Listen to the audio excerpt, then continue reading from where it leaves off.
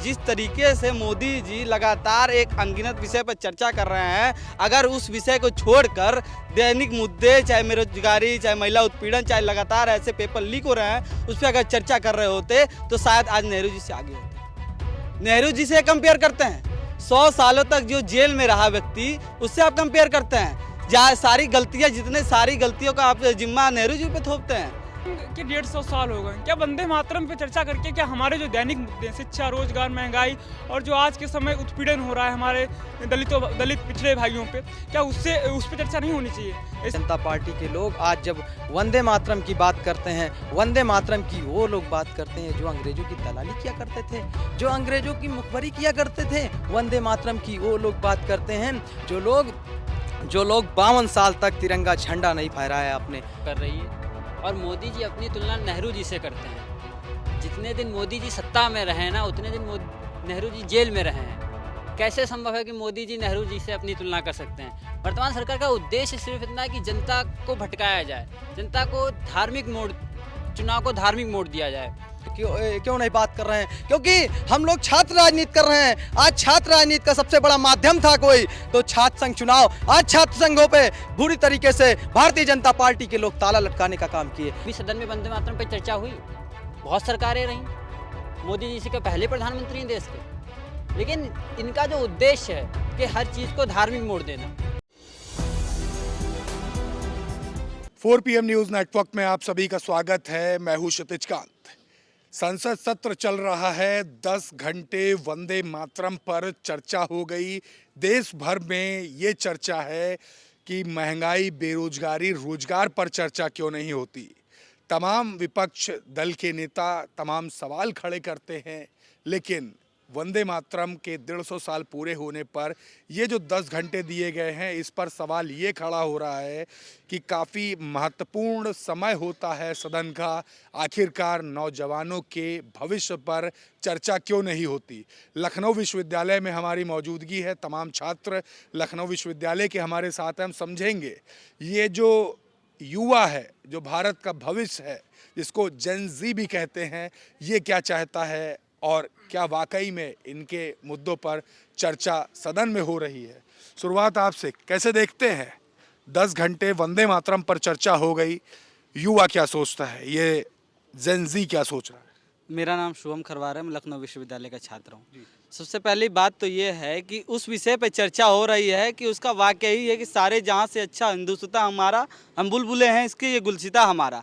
ये सभी नागरिकों, सभी देशवासियों के मन में व्याप्त है और आप उसको सदन में एक चर्चे का विषय बना रहे हैं, 7 से 8 घंटे का उसका विषय बना रहे हैं। और ये वो लोग चर्चा कर रहे हैं जो भारतीय जनता पार्टी के विधायक, जो झंडा अपने मुँह से पोंछ के जूता लगाते थे, वो लोग चर्चा कर रहे हैं। जिन्होंने RSS के 45 सालों तक अपने तिरंगा नहीं फहराया, ये वो लोग चर्चा कर रहे हैं। जो लगातार आए दिन गांधी जी का अपमान करते हैं, भगत सिंह का अपमान करते हैं, चंद्रशेखर जी का अपमान करते हैं, इन लोगों पर चर्चा कर रहे हैं। तो ये सबसे गंदा विषय है। आज विषय आप देख लीजिए, प्रियंका जी ने क्या कहा।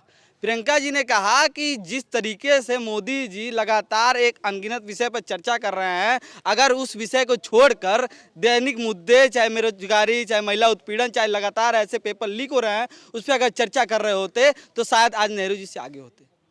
नेहरू जी से कंपेयर करते हैं, 100 सालों तक जो जेल में रहा व्यक्ति, उससे आप कंपेयर करते हैं।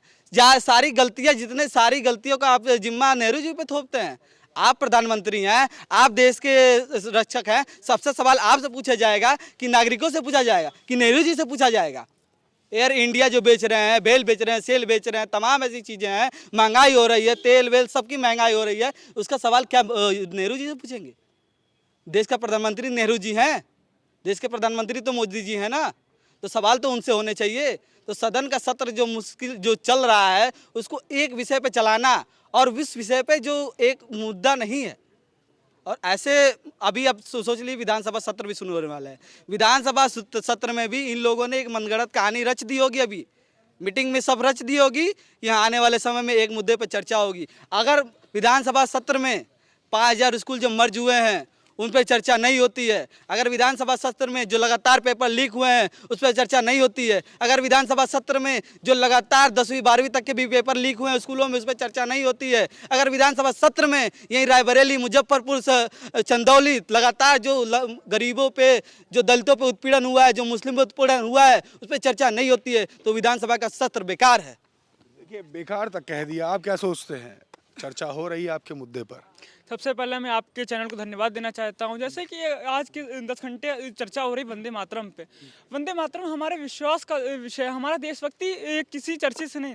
वंदे मातरम के 150 साल हो गए। क्या वंदे मातरम पे चर्चा करके क्या हमारे जो दैनिक मुद्दे हैं, शिक्षा, रोजगार, महंगाई और जो आज के समय उत्पीड़न हो रहा है हमारे दलित पिछड़े भाइयों पे, क्या उस पर चर्चा नहीं होनी चाहिए? जैसे कि अभी जो प्रधानमंत्री जी ने अपना भाषण दिया संसद में, उसमें नेहरू नेहरू नेहरू, जिसके परिवार का एक बच्चा तक जेल गया हो देश के स्वतंत्रता सेनानी में, स्वतंत्रता आंदोलन में, उस पर ये लोग सवाल उठा रहे हैं।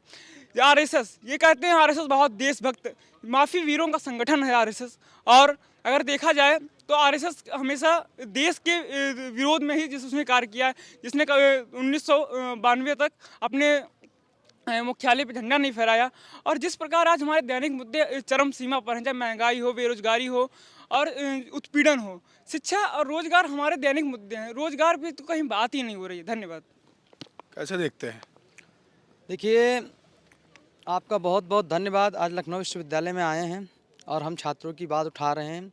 एक सच्चा चैनल है 4 PM, और मैं आपको बताना चाहता हूं, भारतीय जनता पार्टी के लोग आज जब वंदे मातरम की बात करते हैं, वंदे मातरम की वो लोग बात करते हैं जो अंग्रेज़ों की दलाली किया करते थे, जो अंग्रेज़ों की मुखबरी किया करते थे। वंदे मातरम की वो लोग बात करते हैं जो लोग 52 साल तक तिरंगा झंडा नहीं फहराया अपने RSS के कार्यालय पे।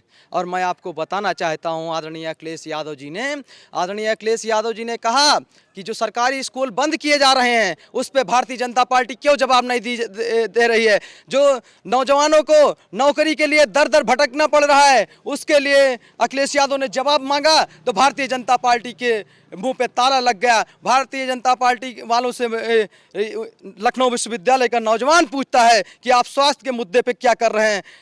लखनऊ विश्वविद्यालय का नौजवान ये पूछ रहा है कि आप छात्र संघ चुनाव पे क्यों नहीं बात कर रहे हैं, क्योंकि हम लोग छात्र राजनीति कर रहे हैं। आज छात्र राजनीति का सबसे बड़ा माध्यम था कोई तो छात्र संघ चुनाव। आज छात्र संघों पे बुरी तरीके से भारतीय जनता पार्टी के लोग ताला लटकाने का काम किए। मैं आपके माध्यम से और 4 PM के माध्यम से मैं मांग करता हूं इस सरकार से कि नौजवानों को जिस तरीके से नौकरी के लिए दर दर ठोकरें खानी पड़ रही है, आपने वादा किया था 2 करोड़ नौकरी के लिए, क्या आप 2 करोड़ नौकरी दिए? और मैं आपसे मांग करता हूं कि पूरे देश में छात्र संघ चुनाव किया जाए और छात्रों को भागीदारी उनकी मिले और छात्र नेताओं को अपनी हक की बात रखने का मौका मिले। धन्यवाद। देखिए, तमाम मुद्दे इन्होंने बता दिए। युवा क्या सोच रहा है, जेनजी क्या सोच रहा है। देश में ये कहा गया नौजवान अगर कुछ ठान लेता है तो बदलाव निश्चित है। युवा क्या सोच रहा है? क्या सदन में आपके मुद्दों पर बात हो रही है? देखो, युवाओं के प्रति सदन में कोई बात नहीं हो रही। युवाओं बेरोजगारी, महंगाई पर कोई बातचीत नहीं कर रही भाजपा सरकार। भाजपा सरकार सिर्फ वंदे मातरम, जो हमारा राष्ट्रगीत है, 150 वर्ष पूरे होने पर उसे राजनीति का मुद्दा बनाना चाहती है भाजपा सरकार।